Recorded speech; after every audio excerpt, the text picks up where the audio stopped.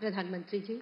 और अब मैं बड़े आदर और सम्मान के साथ माननीय प्रधानमंत्री जी से अनुरोध करती हूं कि 6,700 करोड़ की इन योजनाओं का लोकार्पण व शिलान्यास रिमोट का बटन दबाकर अपने कर कमलों से करने की कृपा करें। बहुत जोरदार तालियों के बीच आपका एक बार पुनः अभिनंदन।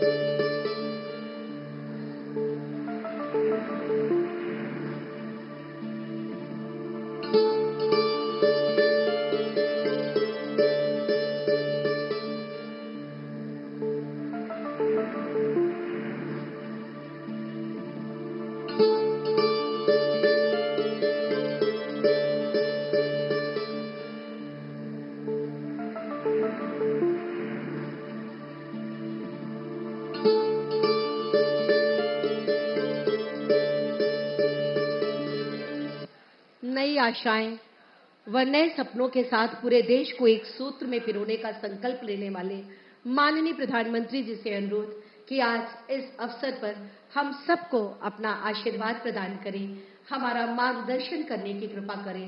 करतल ध्वनि के साथ एक बार पुनः माननीय प्रधानमंत्री जी का बहुत बहुत स्वागत एवं अभिनंदन।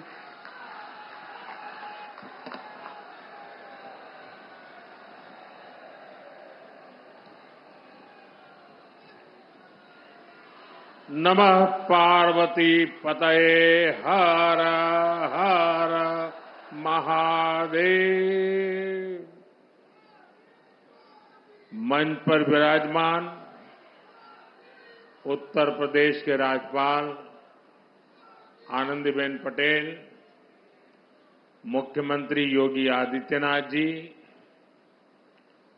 इस कार्यक्रम में टेक्नोलॉजी के माध्यम से जुड़े अन्य राज्यों के सम्मानित गवर्नर, मुख्यमंत्रीगण, केंद्रीय मंत्रिमंडल के मेरे साथी श्री नायडू जी, टेक्नोलॉजी के माध्यम से जुड़े केंद्र में मंत्रिमंडल के मेरे अन्य साथी, यूपी के उप मुख्यमंत्री केशव प्रसाद मौर्य और ब्रजेश पाठक जी, यूपी सरकार के अन्य मंत्रीगण, सांसद और विधायकगण और बनारस के मेरे प्यारे भाई और बहनों,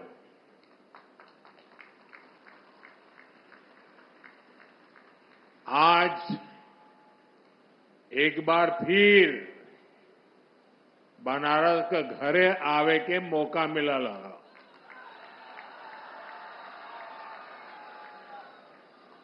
आज चेतगंज में नकटैया का मेला भी हो, धनतेरस, दीपावली और छठी मैया के त्योहार सब आवत है। और से पहले आज काशी विकास के पर्व का साक्षी बनत है। आप सबके बहुत खूब बधाई।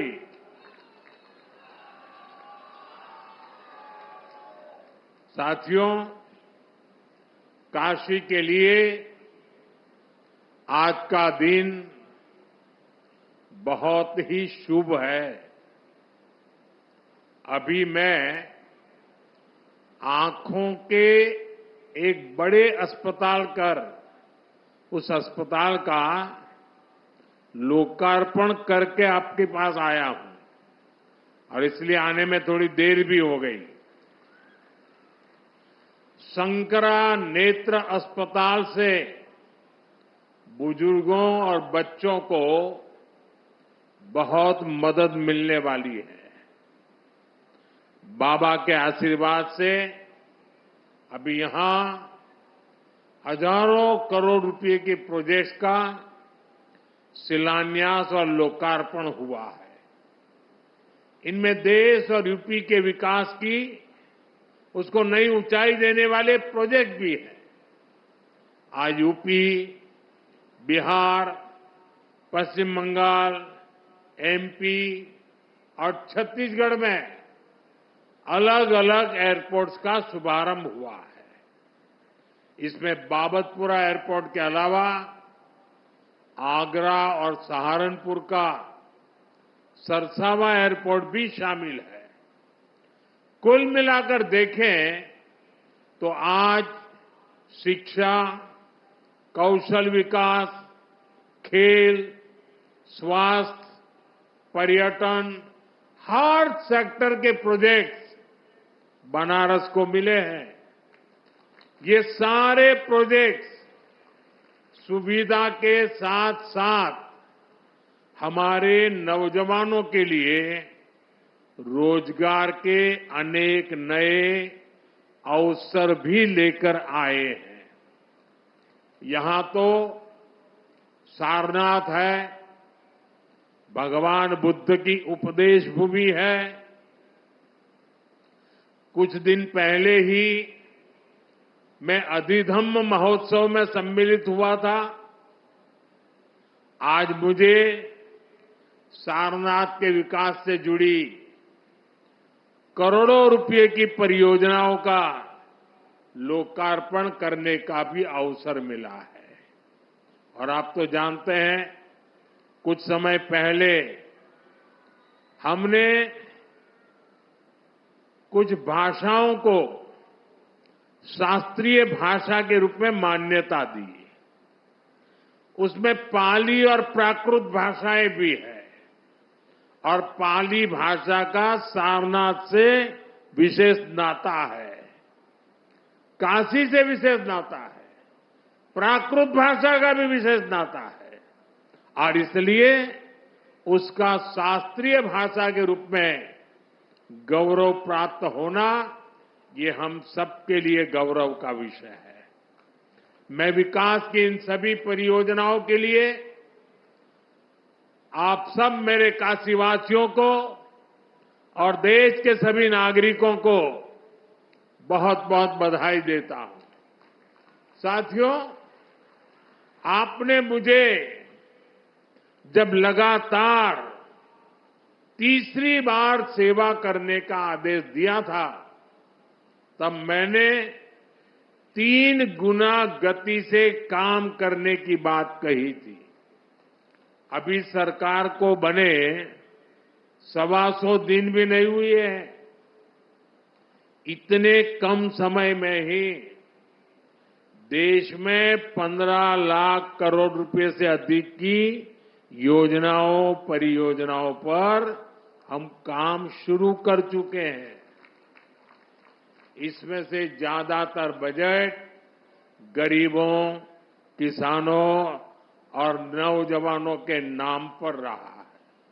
आप सोचिए, 10 साल पहले तक सरकार के लाखों करोड़ रुपयों के घोटालों की चर्चा अखबारों में छाई रहती थी। बातचीत का मुद्दा ही लाखों करोड़ों का घोटाला होता था। आज सिर्फ 125 दिन में ही 15 लाख करोड़ रुपए के काम शुरू होने की चर्चा घर घर में हो रही है। यही तो वो बदलाव है जो देश चाहता है। जनता का पैसा जनता पर खर्च हो, देश के विकास पर खर्च हो, पूरी ईमानदारी से खर्च हो, ये हमारी बड़ी प्राथमिकता है। साथियों, बीते 10 सालों में हमने देश में इंफ्रास्ट्रक्चर निर्माण का एक बहुत बड़ा अभियान शुरू किया है और इंफ्रास्ट्रक्चर के इस अभियान के 2 सबसे बड़े लक्ष्य हैं। पहला लक्ष्य निवेश से नागरिकों की सुविधा बढ़ाने की है, दूसरा लक्ष्य निवेश से नौजवानों को नौकरी देने का है। आज देश भर में आधुनिक हाईवे बन रहे हैं, नए नए रूट्स पर रेलवे ट्रैक बिछाए जा रहे हैं, नए नए एयरपोर्ट बन रहे हैं और ये सिर्फ ईंट पत्थर और लोहे सरिया का काम नहीं हो रहा, बल्कि इससे लोगों की सुविधा बढ़ रही है, देश के युवाओं को नौकरियां भी मिल रही है। साथियों, आप देखिए, जब हमने बाबतपुरा एयरपोर्ट वाला हाईवे बनाया, एयरपोर्ट पर आधुनिक सुविधाएं बढ़ाई, तो क्या फायदा सिर्फ आने जाने वालों को मिला? नहीं, इससे बनारस के कितने ही लोगों को रोजगार मिला। इससे खेती, उद्योग और पर्यटन तीनों को बल मिला। आज बनारस आने वाले लोगों की संख्या तेजी से बढ़ी है। कोई घूमने के लिए आ रहा है, कोई व्यापार के लिए आ रहा है और इसमें फायदा आपका हो रहा है। इसलिए अब जब बाबतपुर हवाई अड्डे का और विस्तार होगा तो आपको और ज्यादा फायदा होगा। आज इस पर काम भी शुरू हो गया है। ये काम जब पूरा हो जाएगा तो यहां ज्यादा विमान उतर पाएंगे। साथियों, आधुनिक इंफ्रास्ट्रक्चर के इस महायज्ञ में हमारे एयरपोर्ट्स, उनकी शानदार इमारतें, आधुनिक से आधुनिक सुविधाएं आज दुनिया भर में चर्चा का विषय है। 2014 में हमारे देश में सिर्फ 70 एयरपोर्ट थे और नायडू जी ने अभी विस्तार से उसका वर्णन किया। आज 150 से ज्यादा एयरपोर्ट है और जो पुराने एयरपोर्ट है हम उन्हें भी रिनोवेट कर रहे हैं। पिछले साल देश में 1 दर्जन से अधिक एयरपोर्ट पर नई सुविधाओं का निर्माण हुआ, मतलब हर महीने एक। इनमें अलीगढ़, मुरादाबाद, श्रावस्ती और चित्रकूट एयरपोर्ट भी शामिल है। अयोध्या भी एक भव्य इंटरनेशनल एयरपोर्ट हर रोज राम भक्तों का स्वागत कर रहा है। आप जरा सोचिए, वो भी दिन थे जब यूपी को खस्ताहाल सड़कों के लिए ताने दिए जाते थे। आज यूपी की पहचान एक्सप्रेस वे राज्य के रूप में हुआ है। आज यूपी की पहचान सबसे अधिक इंटरनेशनल एयरपोर्ट वाले राज्य की है। नोएडा के जेवर में भी जल्द ही एक भव्य इंटरनेशनल एयरपोर्ट बनकर तैयार होने जा रहा है। यूपी की इस प्रगति के लिए मैं योगी जी, केशव प्रसाद मौर्य जी, ब्रिजेश पाठक जी, उनकी पूरी टीम की सराहना करता हूं। साथियों, बनारस का सांसद होने के नाते भी जब यहां की प्रगति देखता हूं तो संतोष होता है। काशी को शहरी विकास की मॉडल सिटी बनाने का सपना तो हम सभी ने साथ मिलकर देखा है। एक ऐसा शहर जहां विकास भी हो रहा है और विरासत भी संरक्षित हो रही है। आज काशी की पहचान बाबा विश्वनाथ के भव्य और दिव्य धाम से होती है। आज काशी की पहचान रुद्राक्ष कन्वेंशन सेंटर से होती है। आज काशी की पहचान रिंग रोड और गंजारी स्टेडियम जैसे इंफ्रास्ट्रक्चर प्रोजेक्ट से होती है। आज काशी में रोपवे जैसी आधुनिक सुविधा बन रही है। ये चौड़े रास्ते, ये गलियां, ये गंगा जी के सुंदर घाट आज सबका मन मोह रहे हैं। साथियों, हमारा निरंतर प्रयास है कि हमारी काशी, हमारा पूर्वांचल व्यापार कारोबार का और बड़ा केंद्र बने। इसलिए कुछ दिन पहले ही सरकार ने गंगा जी पर एक नए रेल रोड ब्रिज के निर्माण को स्वीकृति दी है। जौन राजघाट का पुल होना, एकरे पास में एक थे भव्य पुल और बने जा था। एकरे नीचे कई थे ट्रेन चले और ये ऊपर 6 लेन का हाईवे भी बनी। एकर लाभ बनारस और इस चंदौली के लाखन लोगन के मिले। साथियों, हमारी काशी अब खेलों का भी एक बहुत बड़ा केंद्र बनती जा रही है। सीगरा स्टेडियम अब नए रंग रूप में आपके सामने है।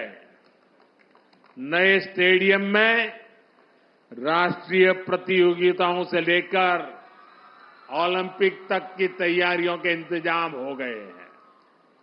यहां खेलों की आधुनिक सुविधाएं बनी हैं।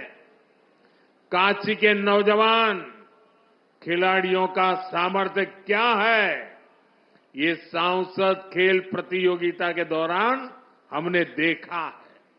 अब पूर्वांचल के हमारे बेटा बेटी का बड़ा खेल के तैयारी बढ़े, अच्छी सुविधा मिल गई है।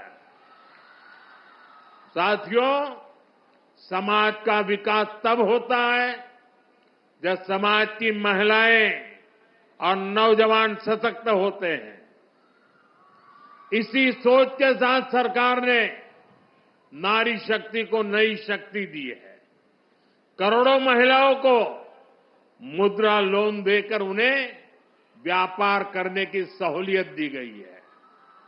आज हम गांव-गांव में लखपति दीदी बनाने के लिए काम कर रहे हैं। आज गांव की हमारी बहनें अब ड्रोन पायलट भी बन रही है। और ये तो काशी है, यहां साक्षात शिव भी माता अन्नपूर्णा से भिक्षा मांगते हैं। काशी ये सिखाती है कि समाज तभी समृद्ध होगा जब नारी सशक्त होगी। इसी भावना से हमने विकसित भारत के हर संकल्प में नारी शक्ति को केंद्र में रखा है। जैसे पीएम आवास योजना ने करोड़ों महिलाओं को उनके अपने घर की सौगात दी है। इसका बहुत बड़ा लाभ यहां बनारस की महिलाओं को भी मिला है। आपको पता है, सरकार अब 3 करोड़ और नए घर बनाने जा रही है। यहां बनारस में भी जिन महिलाओं को पीएम आवास के घर नहीं मिले, उन्हें भी जल्द से जल्द ये घर दिए जाएंगे। हमने घर घर नल से जल और उज्ज्वला गैस तो पहुंचाई है। अब मुफ्त बिजली और बिजली से कमाई वाली योजना भी चल रही है। पीएम सूर्य घर मुफ्त बिजली योजना से हमारी बहनों का जीवन और आसान होने वाला है। साथियों, अपनी काशी बहुरंगी सांस्कृतिक नगरी है। यहां भगवान शंकर का पावन ज्योतिर्लिंग है, मणिकर्णिका जैसा मोक्ष तीर्थ है, यहां सारनाथ जैसा ज्ञान स्थल है। दशकों दशक बाद बनारस के विकास के लिए इतना काम एक साथ हो रहा है। वरना काशी को तो जैसे उसके हाल पर छोड़ दिया गया था। इसलिए आज मैं हर काशीवासी के सामने एक सवाल उठा रहा हूं। आखिर वो कौन सी मानसिकता है जिसके चलते पहले काशी को विकास से वंचित रखा गया। 10 साल पहले की स्थिति याद करिए। बनारस को विकास के लिए तरसाया जाता था। जिन लोगों ने यूपी में लंबे समय तक सरकारें चलाई, जो लोग दिल्ली में दशकों तक सरकार में बैठे रहे, उन्होंने कभी बनारस की परवाह क्यों नहीं की? इसका जवाब है परिवारवाद और तुष्टीकरण की राजनीति। कांग्रेस हो या समाजवादी पार्टी, ऐसे दलों के लिए बनारस का विकास न पहला प्राथमिकता में था, न भविष्य में कभी होगा। इन दलों ने विकास में भी भेदभाव किया, जबकि हमारी सरकार सबका साथ सबका विकास के मंत्र पर चलती है। हमारी सरकार किसी योजना में भेदभाव नहीं करती। हम जो कहते हैं वो डंके की चोट पर करके दिखाते हैं। अयोध्या में भव्य राम मंदिर बनेगा। आज अयोध्या में हर रोज लाखों लोग रामलला के दर्शन करने जा रहे हैं। महिलाओं को विधानसभा और लोकसभा में आरक्षण की बात भी वर्षों से लटकी रही थी। यह ऐतिहासिक काम भी हमारी सरकार ने पूरा किया है।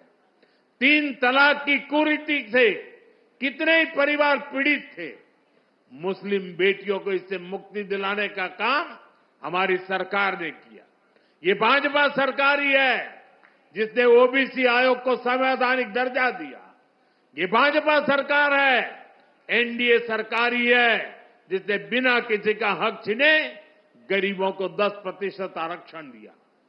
साथियों, हमने अपना काम किया, नेक नियत से नीतियां लागू की, ईमानदारी से देश के हर परिवार का जीवन बदलने का प्रयास किया। इसलिए देश भी हमें लगातार आशीर्वाद दे रहा है।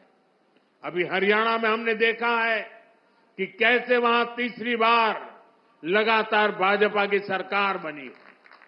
जम्मू कश्मीर में भी भाजपा को रिकॉर्ड वोट मिले हैं। साथियों, आज भारत के सामने परिवारवादी राजनीति का भी बहुत बड़ा खतरा है। ये परिवारवादी सबसे ज्यादा नुकसान देश के युवाओं को करते हैं। ये कभी भी युवाओं को मौका देने में विश्वास नहीं करते। इसलिए मैंने लाल किले से आह्वान किया है, मैं देश के 1 लाख ऐसे नौजवानों को राजनीति में लाऊंगा जिनके परिवार का राजनीति से कोई लेना देना नहीं है। ये भारत की राजनीति की दिशा बदलने वाला अभियान है। ये भ्रष्टाचार और परिवारवादी मानसिकता को मिटाने का अभियान है। ये काशी के उत्तर प्रदेश के नौजवानों से भी कहूंगा कि आप खुले मन से नई राजनीति की धुरी बने। काशी का सांसद होने के नाते मैं यहां के नौजवानों को ज्यादा से ज्यादा आगे लाने के लिए प्रतिबद्ध हूं। साथियों, काशी का ये मंच एक बार फिर पूरे देश के नए विकास प्रतिमानों का आरंभ स्थल बना है। काशी एक बार फिर राष्ट्र को नई गति देने का साक्षी बनी है। मैं एक बार फिर आज के विकास कार्यक्रम से जुड़े सभी राज्यों को, सभी माननीय गवर्नर्स को, सभी माननीय मुख्यमंत्रियों को और काशी के लोगों को, देशवासियों को बहुत बहुत बधाई देता हूं। मेरे साथ बोलिए, नमः पार्वती पतये हर हर महादेव।